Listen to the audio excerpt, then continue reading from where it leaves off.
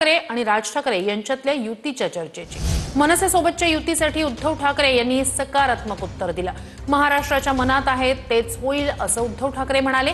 युती संदर्भात संदेश नाही तर थेट बातमी देऊ असंही उद्धव ठाकरे यांनी म्हटलंय। ठाकरेंची शिवसेना आणि मनसेमधल्या युती संदर्भात उद्धव ठाकरे यांनी सूचक वक्तव्य केलंय। महाराष्ट्राच्या मनात जे आहे तेच होईल असं उद्धव ठाकरे यांनी म्हटलंय।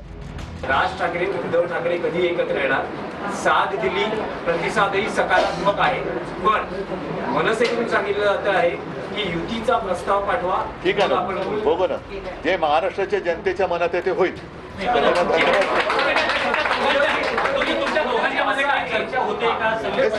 मी तुम्हाला एका वाक्यात सांगितलेलं आहे, त्याच्याबद्दल बाकीचे जे काही बारकावे आहेत ते आम्ही बघतोय। उद्धवजी, एक संदेश असा तुम्ही देऊ शकता का जे म्हटलं जाते की या सगळ्या प्रकारात संदेश कशाला, मी बातमीच देईन ना तुम्हाला। खाली कार्यकर्त्यांचं मनोमिलन होते, माझ्याकडे असं म्हणतायत की उद्धव ठाकरे आणि राज ठाकरे हे बघा, एकमेकांशी माझ्याकडे शिवसैनिकांच्या मनात कुठेही संभ्रम नाही आणि जे काही त्यांचे सुद्धा सैनिक एकमेकाच्या आमच्या संपर्कात आहेत त्यांच्याही मनात संभ्रम नाही। तर माझं म्हणणं की संदेश वगैरे देण्यापेक्षा आम्ही जी काय बातमी द्यायची ती बातमी देऊ। त्यांच्या वक्तव्यावर प्रतिक्रिया ही राज ठाकरे देतील, मी कशी प्रतिक्रिया देणार आहे, माझा काय संबंध येतो त्याच्यामध्ये। त्याच्यामुळे ते आपापसात ठरवतील, यांनी साथ द्यायचे, त्यांनी प्रतिसाद द्यायचा आहे की त्यांनी द्यायचा नाही आहे। आता तरी त्याच्यावर प्रतिक्रिया देण्यालायक काय आहे असं मला वाटत नाही। पण तुम्हाला तुमच्या राजकीय अनुभवातून काय दिसतं ते मी योग्य वेळी सांगतो। तुम्हाला माहिती आहे ना, मी माझा राजकीय अनुभव असा वारंवार सांगत नसतो, तो उचित वेळी मी सांगत असतो।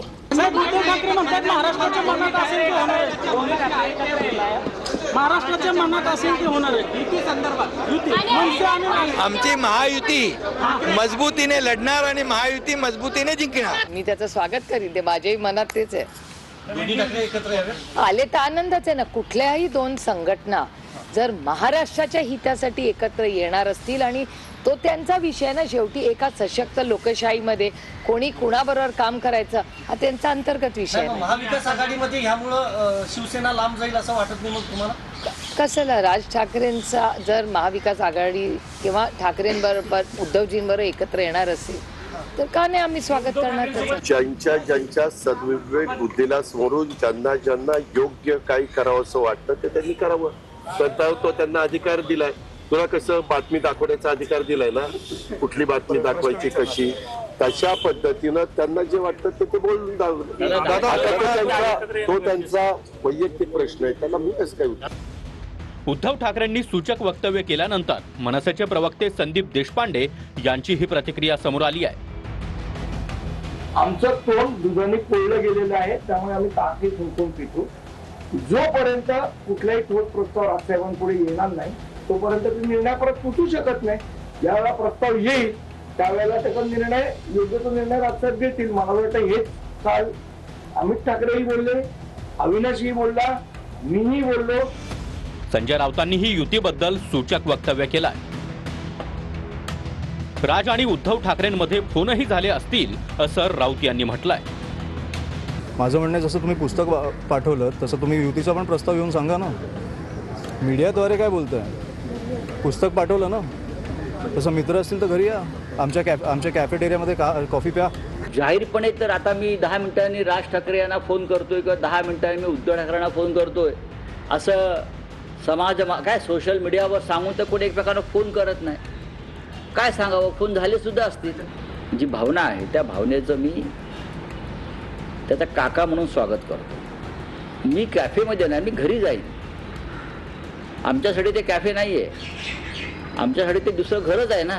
कॅफे ते घर ह्या जे विचाराचं परिवर्तन आहे।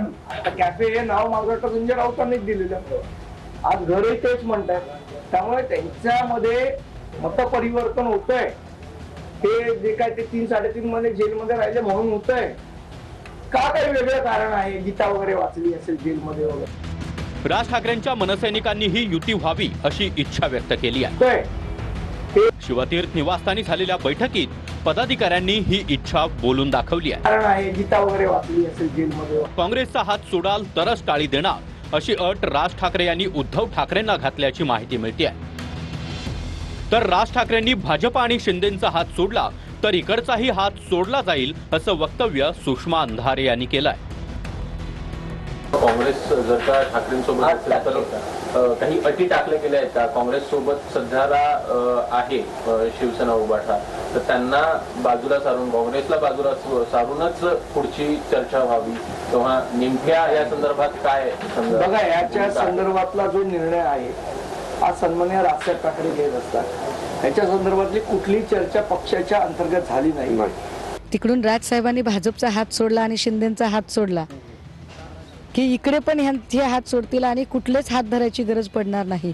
दोन भावांचे हात एकमेकांच्या हातात आले की वेगळ्या हातांची गरजच पडणार नाही ना. ज्या पद्धतीने आता या सगळ्यांमध्ये म्हणजे दोघांचे भांडण तिसऱ्याचा लाभ हे जे होतंय हे जर टाळायचं असेल तर ते भांडण मनमुटाव बाजूला ठेवून महाराष्ट्र हितासाठी एकत्र असलं पाहिजे.